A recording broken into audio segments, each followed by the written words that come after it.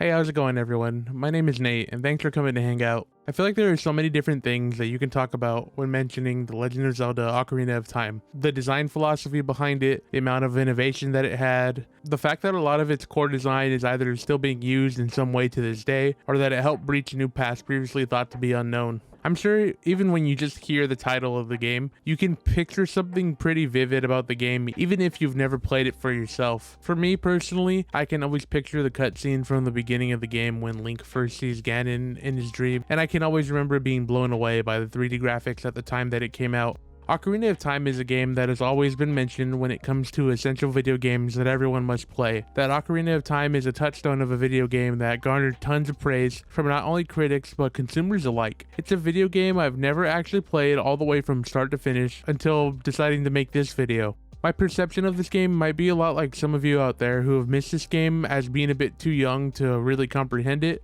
or simply brush it off and calling it overrated. I was working on another video that covered a game called Abandoned 64, which took inspiration from Ocarina of Time, and I realized that I never actually played through this game, despite having a YouTube channel that talks about facts and breaks down concepts of video games. And when I really think about that, that's like being a music critic and never listening to something as influential as Abbey Road by the Beatles or OK Computer by Radiohead. And that's not to specifically say that if you haven't played, heard, or done something specific, then your opinion is invalid. I'm not trying to gatekeep anyone to maintain some sort of made-up status quo of a hobby. It's kind of hard to explain that idea that I just mentioned in detail, but I hope you understand my intentions when I make a statement like that.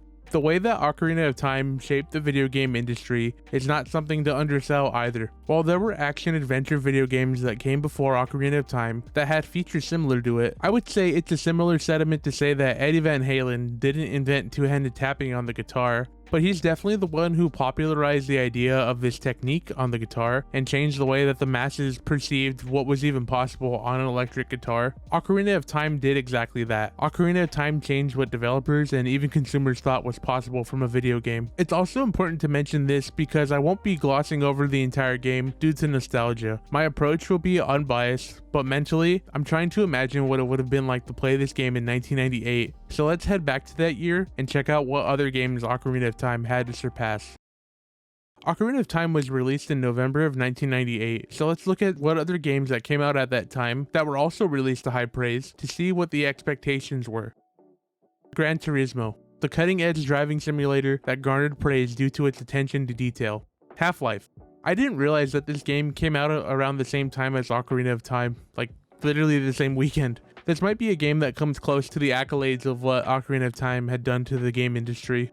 Metal Gear Solid, a game that was also critically acclaimed and industry warping, but more in terms of changing how games can tell their story. Banjo-Kazooie. Banjo-Kazooie is my personal favorite game of all time, and while that much is true, and it is an incredible game that I always recommend to everybody, I can admit that its accomplishments do not compare to the games listed above or Ocarina of Time itself.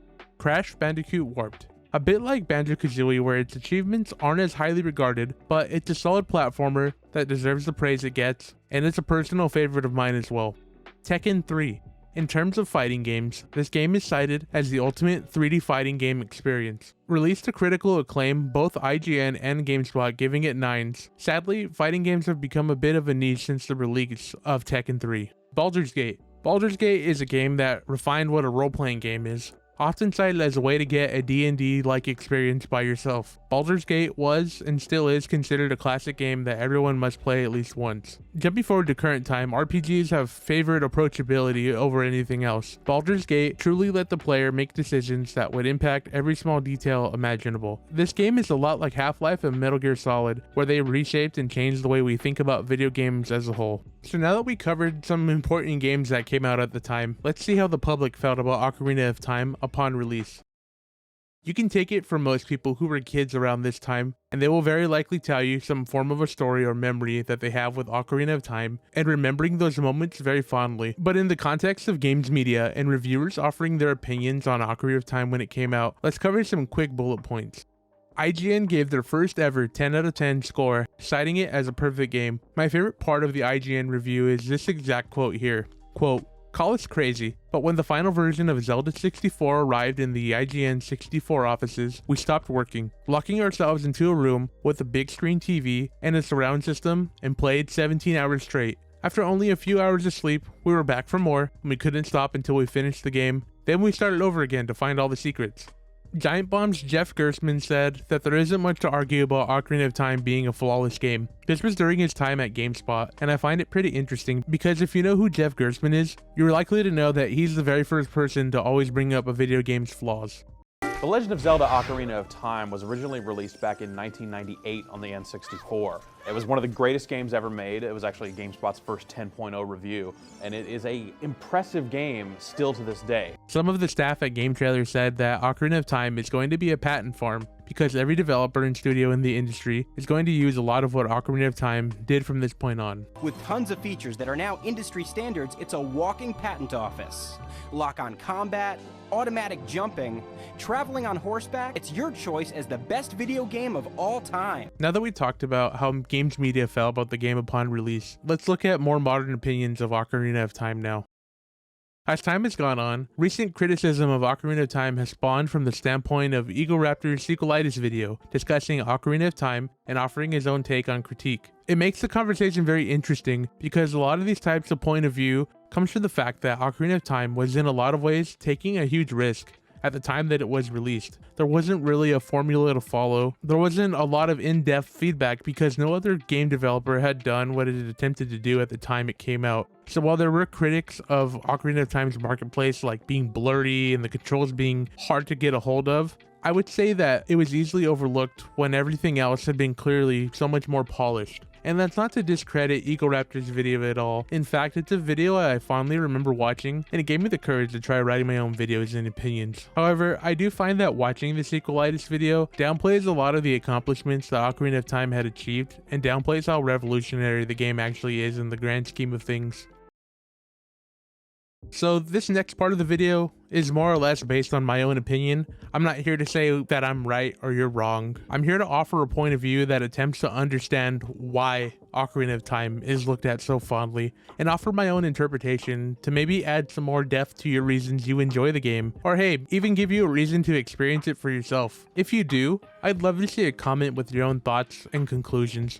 I find it worth mentioning that I did play the 3DS version because it's a much more user-friendly experience. I'm looking at you, Water Temple. I did want to plug the creator of a fantastic and easy to use 4K textured version of the game, which will be used in all the footage that I use in this video. I'll leave a link in the description below, but I do want to just give credit to Henrico Magnifico, as he's someone who has made texture packs in the past and releases them for free to the public at some point. I just got to give credit where credit's due. I do also want to make note that I did use a walkthrough when I had felt that I had exhausted all my options and drew a blank as to what to do next. Another thing I did at certain points was using save states after dying a certain amount of times. To be honest, I would lose patience just having to traverse an entire dungeon to go to the boss over and over and over, and I won't apologize for that. Also, if you come to this video to comment on how overrated Zelda is and you don't like it and Ocarina of Time so boring to you, please consider this.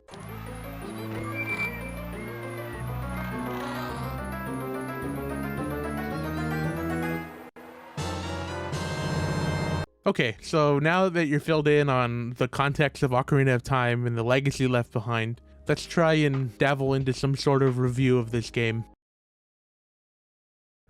I'll be honest with you all, I don't even know how to start this section. I have notes that I took while playing through Ocarina of Time, but to be transparent, I've struggled with writing this section the most just because of the amount of pressure I feel is on me to make sure that I'm representing the game well and everything. So I'm really bad at summing up stories, so I'm gonna paraphrase the Ocarina of Time wiki page to kind of give you a quick synopsis of the beginning of the game and some of the context involved in that. The fairy Navi awakens Link from a nightmare in which he witnesses a man in black armor pursuing a young girl on horseback. Navi brings Link to the Great Deku Tree, who is cursed and near death. The Deku Tree tells Link a wicked man of the desert cursed him and seeks to conquer the world, and that Link must stop him. Before dying, the Great Deku Tree gives Link the spiritual stone of the forest and sends him to Hyrule Castle to speak with Hyrule's princess. At the Hyrule Castle garden, Link meets Princess Zelda, who believes Ganondorf, the evil sorcerer Gerudo King, is seeking the Triforce, a holy relic that gives its holder godlike power. Zelda asks Link to obtain the 3 spiritual stones so he can enter the sacred realm and claim the Triforce before Ganondorf reaches it. Link collects the other 2 stones, the first from Darunia, the leader of the Gorons, and the second from Ruto, the princess of the Zoras. Link returns to Hyrule Castle where he sees Ganondorf chase Zelda and her caretaker Impa on horseback, just like in his nightmare, which is really cool by the way. It's one of my favorite moments in the entire game, just because of how cool it is to see everything from the intro of the game come full circle. And Link unsuccessfully attempts to stop him, and it just shows how powerful Ganon is without even trying. Inside the Temple of Time, he uses the Ocarina of Time, a gift from Zelda that she threw for Link as Ganondorf was chasing her, and the spiritual stones to open the door to the sacred realm. There he finds the Master Sword, but as he pulls it from its pedestal, Ganondorf, having snuck into the temple after Link, appears and claims the Triforce. 7 years later, an older Link awakens in the sacred realm and is met by Ryoru, one of the 7 sages who protects the entrance to the sacred realm. Ryoru explains that Link's spirit was sealed for 7 years until he was old enough to wield the Master Sword and defeat Ganondorf, the Sorcerer King of Evil, who has now taken over Hyrule, and it's up to us to save it. And now that I've covered the story and set off the narrative for that, there's a lot of information I already said, so I'm just going to try and cover the game as best as I can. Even looking at Hyrule Field now, that sandbox still feels like a huge sprawling world is at your fingertips. It's a bit barren when you look at it today, but for a lot of the time I analyzed and played Ocarina of Time, I was trying to put myself in the shoes of someone experiencing this game for the very first time in 1998. It must have been truly something special to see, and with this 4K texture pack, I think that what I'm seeing now is what a lot of people felt the graphics looked like at the time. One thing is apparent when looking at the more detailed areas of Ocarina of Time is just the personality that shines in through these details, and the way that the lack of detail was used as a way to convey personality. It's pretty subtle, but one of the biggest ways I can show this to you properly is by going to the marketplace and showing you the outside of each store. There's an aesthetic for each spot, and as soon as you go inside these locations and learn what it is, you seem to remember what these locations are by just looking at the exteriors from that point on. But talking about the inside of these locations brings me to what I wanted to bring up next, and that's the amount of personality that's conveyed by the people who are a part of this world. Their personalities make this entire world just a bit more human and lived in, if that makes sense. I love this lady who isn't dancing but is swearing that she's scratching her face. That one got a really good laugh out of me because it just came out of left field. Something I thought that was funny is the King of Zora is like, "Oh, so you saved my daughter, huh? I really appreciate it." And it's like I didn't just get swallowed and potentially digested by a whale, but okay. This game fills me with some type of unexplainable sense of childlike wonder. It's weird to play something like this and not really have nostalgia for it. I just vaguely know about the game and some of the music in it. But I have to say, this dialogue has aged incredibly well. I can even say that it's timeless. I can definitely feel how modern games giving you the waypoints on a map to follow have prevented me from talking to NPCs and soaking in the world the way that Ocarina of Time sets all that up for you in a seamless way. Talking to NPCs may give you hints on what you can do around the location or offer insight on how to progress the story without feeling like the game is holding your hand. And while I do enjoy that small nudge in a certain direction, sometimes it feels that that small nudge is a bit off when a character tells you to go to a certain area and not being specific about when to go in sequence, which was an issue I had before learning I had unfinished business at the Frozen Over Zora's Domain. At this point, I do want to make note that I did use a walkthrough when I felt I had exhausted all my options and drew a blank at what to do next. I personally have no issues using a guide to help me, and I don't really think you should either. I don't expect myself to be able to solve or figure everything out, and that just comes with the territory of playing an older game like this. Besides, I'm just trying to have fun and have a good experience with games. When I read what the solution was, I wouldn't feel blindsided or like it was something that truly didn't make sense. As I played through this game, I understood more of the design process and language, and led me to using the guide less and less since I felt like I was getting into the minds of the people who made it. Now let's talk about the most defining parts of a Zelda game, the dungeons. The mix of puzzles, combat, and new items to find make dungeons such an exciting part of the adventure. Every dungeon has an obstacle that you can't clear, but has you circle back to use what you've learned in the dungeon to solve this first problem, using all the items and problem solving you were slowly taught throughout the dungeon. Dungeons lead you to discover a new item, which in turn teaches you a new mechanic or solution to puzzles. As the dungeon progresses, the puzzles get either complex or require you to mix and match mechanics you've previously learned. That leads to the ever-satisfying sound heard throughout the Zelda series, which gives your brain that sweet, sweet serotonin. Like I previously mentioned, I did have to resort to looking at a guide when some of these solutions were a bit obtuse, just from the age of the game at this point. For example, there was a hidden key in debris on the floor in the Shadow Temple that you have to like burn, but I will say that most of the solutions were things that I was attempting to do, but was just ever so slightly off from the perfect way you have to solve the puzzle. So let me just say this again to make it clear. You are not some type of lesser fan of something if you use a guide. Getting stuck and not having fun is just that. It's not fun. If I wanted to sit around and not have fun, I'd do my taxes. Unfortunately, one of the game's major problems come out in the form of enemies. It's one of the opinions I tend to agree on when people talk about how the game aged. The enemies I'm referring to are the non-sword fighting enemies that tend to be the most frustrating parts of the game. I'm going to get a bit more specific and just say that the bat enemies, known in the Zelda series as keys, the keys were just a bit outside of the realm of feeling 100% accurate or responsive when I fought against them. The peak of my frustration towards the keys was when my shield would get destroyed by a fire keys in Dodongo's cavern.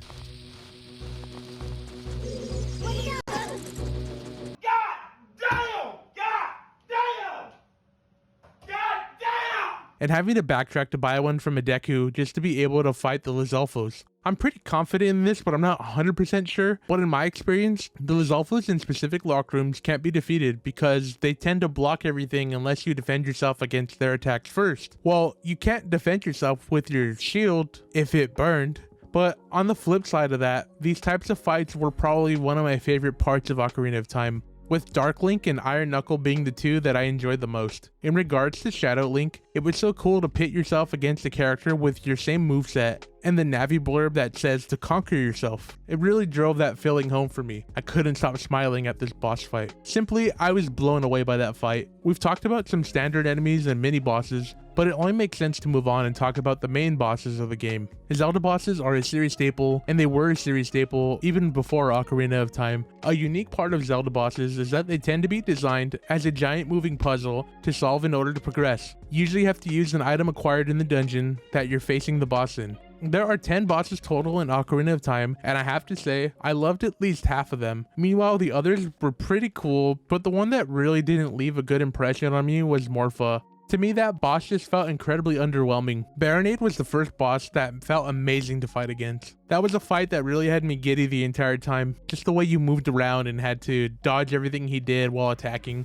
Bongo Bongo is the epitome of what a puzzle boss is. If you've played this game, I'd like you to think about your first time you went against Bongo and tell me you didn't get absolutely steamrolled. Twin Rova had this cool mechanic with the mirror shield holding charge power to blast back at them. I remember my eyes getting wide when I realized what happened. Ganondorf and the final Ganon fight are some of the most epic boss sequences of all time. Mind you, I'm not saying epic the way that the outdated memes are defined. Epic, by definition, is heroic or impressive because of the great size or effort. And man, walking into the boss room and seeing Ganondorf is the one playing the creepy music at Ganon's castle would usually come across as campy, but in my playthrough, I literally exclaimed, "Oh my god, this is so good." And don't even get me started on the final boss, Ganon music. I actually have it on right now while I've been typing out this script because it just fills me with this drive.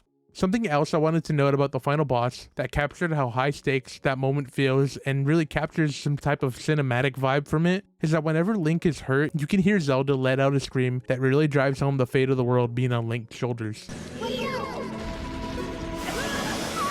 I'm gonna read a note I took immediately after the credits started rolling. Quote, "I just finished the game and I can definitely see the appeal. I think I'm a believer now. I cannot imagine playing this in 1998 and seeing it through to the end. What an amazing experience it's been, and I can honestly say that it holds up in modern times. I wish I didn't know that Ganon had a second form, and I also wish I didn't know the big reveal of who Sheik is, because I can imagine that reveal being a huge deal that caught so many people off guard at the time. It's strange because I don't know if another game really goes beyond the feeling that this game has given me. The characters and world that Ocarina of Time take place in have this childlike wonder that I mentioned earlier, along with the jaded side that you get to see in adults as you grow up and become one yourself. I can't believe it's taken me this long to actually finish this game all the way through. If you haven't done it, please do it. I've known all the twists and I've seen the last boss fight and everything, and I was still blown away. I'm sure I'm being a broken record about this, but I cannot believe the original game was released in 1998." End quote. Ocarina of Time is a game that I've known most, if not all the spoilers in the game, and it didn't lessen my experience in the slightest. When I finished the game, I had to sit for a while and process everything that happened at the conclusion. So imagine that. I was still in awe after finishing this game in 2022. Most games don't even have that type of effect on me, but Ocarina of Time definitely did. When looking at this game at this point in time that I'm playing it, the word that comes to my mind is limitation. And when I say that, I don't mean that in a negative way. I actually mean that when this game was developed, the team had really honed in on the scope and limitations that the N64 had. And despite these limitations, the impact it left on so many people made the potential of video games feel endless. Most of the game's shortcomings are attributed because there weren't any other games to compare it to. The standard that Ocarina set up for the industry hadn't been established yet. Are they still considered negatives? Absolutely.